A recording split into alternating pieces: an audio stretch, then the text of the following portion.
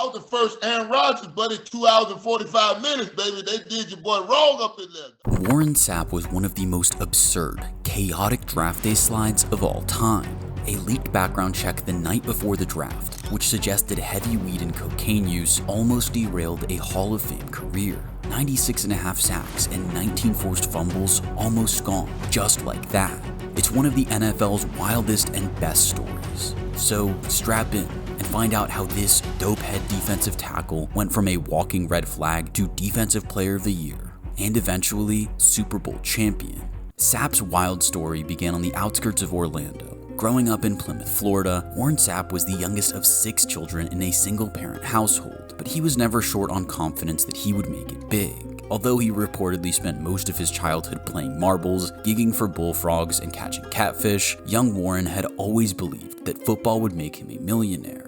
At the age of 7, he told his uncle that he would become one of the best players in the NFL by the time he was an adult. Little did he know just how accurate that prediction was, but it would be a long journey to the top. Sapp's football experience was limited to messing around with his older brothers in their backyard until he reached junior high.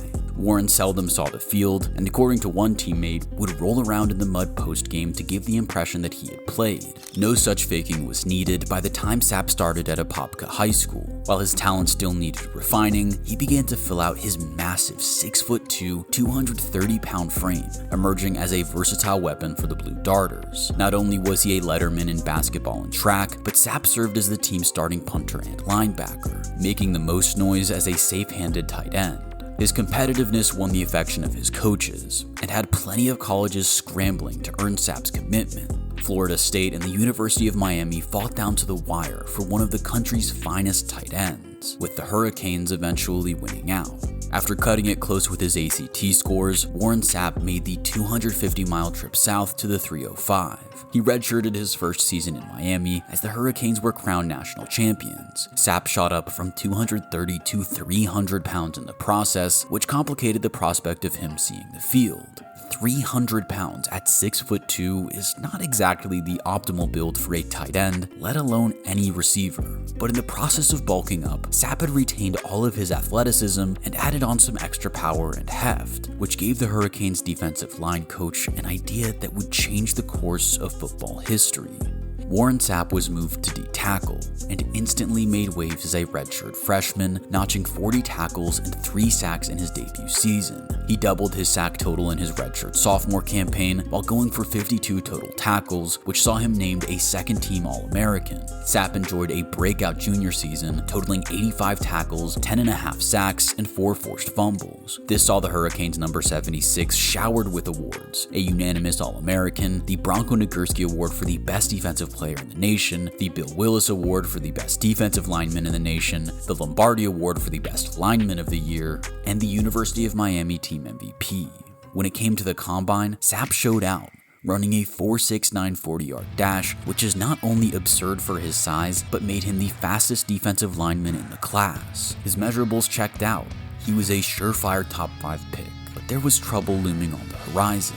In the days leading up to the draft, reports of a problematic background check on Warren Sapp began making the rounds in the media. It was a normal part of the procedure for most NFL franchises, although these usually remained confidential. Beyond that, nothing seemed out of the ordinary, except for the fact that Sapp's background check was utterly catastrophic. He had failed 7 drug tests for weed and cocaine while at the University of Miami, racked up a battery charge at a pickup basketball game, and solicited prostitutes. The player and his agent denied most of these allegations, specifying that he had never failed a drug test for cocaine use, while conceding that he had failed one for marijuana during his redshirt season and a second at the combine.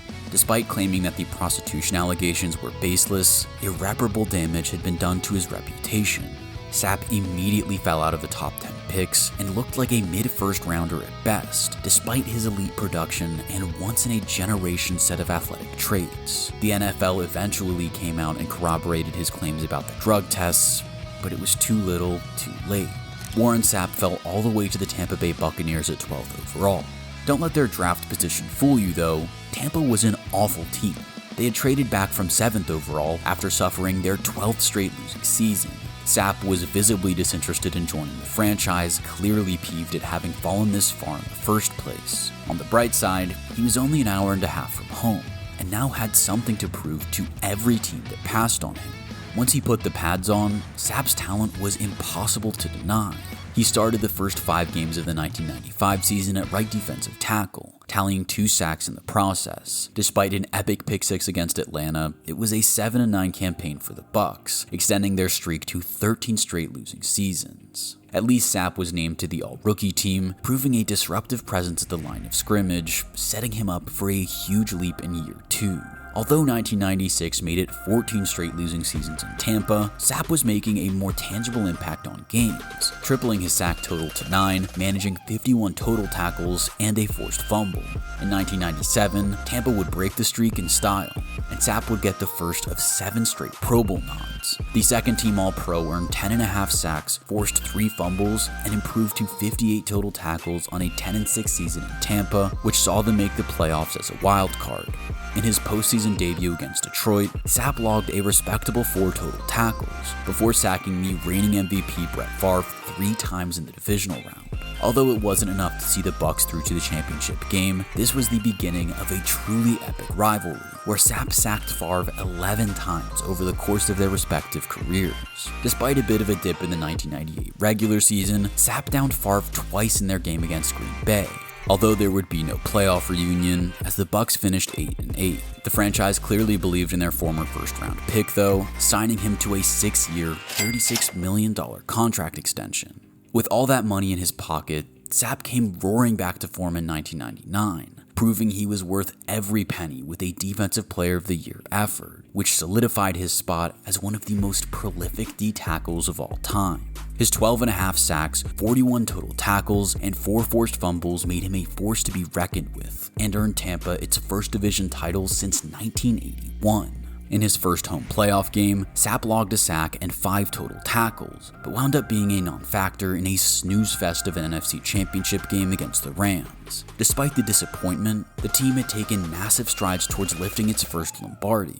They had just made their first conference championship in 20 years, were within 1 game of the Super Bowl, and had the reigning Defensive Player of the Year tied down for 4 more seasons. A career-high 16.5 sacks for Warren Sapp in 2000, to go with 20 tackles for loss and 4 forced fumbles earned him a 2nd straight first-team All-Pro nod and a podium finish in Defensive Player of the Year voting. Another 10-6 season saw Tampa through to the playoffs, where they were destroyed by the Donovan McNabb-led Eagles, who Sapp was unable to get his hands on at all. It was a nearly identical story in 2001. Warren Sapp was named first-team All-Pro despite a dip in production, and had to travel to Philly for a wild-card game in which the Bucs were beaten even more comprehensively than they had been the season prior. Perhaps the Super Bowl window, which had seemed wide open just 2 years ago, was beginning to close. Head coach Tony Dungy was replaced with John Gruden, a shakeup that the front office hoped could get the team back on track in 2002. Dungy and his defensive coordinator Monty Kiffin had developed the aptly named Tampa 2 defensive scheme, which thrived on the pressure created up front by the absolute unit that was Warren Sapp. Gruden wisely kept Kiffin on board and stuck with the scheme, instead devoting most of his energy to fine-tuning the offense for a legendary 2002 season on the Gulf Coast. The 30-year-old Sapp remained a menace on the league's best defense, with 7.5 sacks, 52 total tackles, and 2 interceptions, helping Tampa to a 12-4 record and yet another division title. The season wasn't without its hiccups though, as character concerns around Warren Sapp flared up once again. In Week 12 against the Packers, it wasn't Favre that the D-tackle was after. Instead, Sapp had laid a cheap shot on left tackle Chad Clifton, which gave him a severe pelvic injury and led to a bust-up with the Green Bay coaching staff. He also started a controversial tradition of skipping through the opponent's warm-ups in Week 16, which, of course, incited rage on the Steelers' sidelines. It didn't really matter how good of a player or a wind-up merchant Warren Sapp was if his offense didn't show up in the playoffs. In their previous 2 trips to Philly, Tampa scored a combined 12 points, and would need to buck that trend when hosting the 49ers. 31-6 would do the job, with Sapp registering half a sack as yet another trip to Philly awaited them. This time around, it was far less daunting. The Bucs dominated in the NFC Championship game 27-10, and for the first time in their history, would get a legitimate shot at winning the Lombardi. Tampa came out swinging in Super Bowl 37, jumping out to a huge 34-3 lead by the third quarter. This was thanks in large part to the 5 interceptions they wound up getting on the day, 3 of which were returned for scores. The pressure from the Bucs' front four was wreaking havoc on the Raiders' offense, although Oakland tried to mount a late comeback. With a 2nd and 9 and the ball near their own 40, the Raiders were hoping to close the gap, which now sits at 21-34 after the 2-minute warning. Sapp breaks through and drops Rich Gannon for a 9-yard loss to set up a desperate 3rd and 18. On the ensuing play, Gannon throws his 3rd pick six to seal the game. Sapp writes his name into the history books with a game-sealing sack and becomes a Super Bowl champion for the first and only time in his career. Warren Sapp was up to his usual antics the following season, skipping through warm-ups, receiving a $50,000 fine for bumping a ref, as well as trolling the Falcons and Saints with the only 2 touchdown receptions of his career, a little bit of a throwback to his days as a tight end.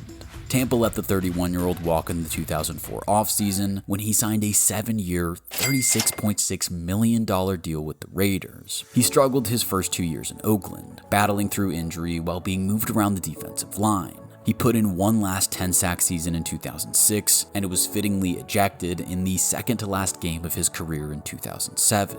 Warren Sapp called it a day at the age of 35, and he's had a fair share of drama off of the field since his retirement, but that's beyond the scope of this video. What we can say is that on the field, Sapp put together a Hall of Fame career that many doubted he had the attitude to achieve back when he was drafted in 1995. Make sure to let us know where he ranks in your all-time defensive tackles list in the comments.